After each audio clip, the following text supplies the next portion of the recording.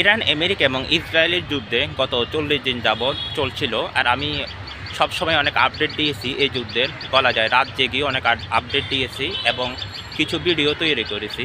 বিভিন্ন সময় অনেকে আমাকে জিজ্ঞেস করতেন, জানতে চাইতেন আমি কি শিয়া। না রে ভাই, আমি শিয়া নই।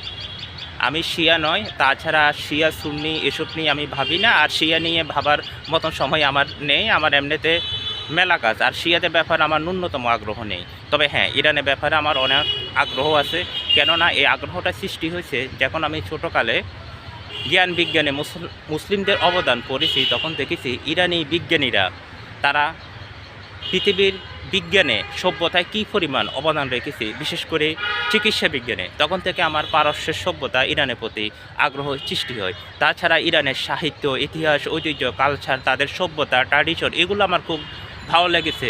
মহাকবি হাফিজ, রুমি, খৈয়াম, তাদের সাহিত্যকর্ম, শেখ সাদি, এগুলোর প্রতি আমি প্রভাবিত হয়েছি। আমি ইরানের সভ্যতা, সংস্কৃতি প্রেমী। ইরানকে আমি এই জন্য ভালোবাসি, তাদের ইতিহাস, ঐতিহ্যের কারণে।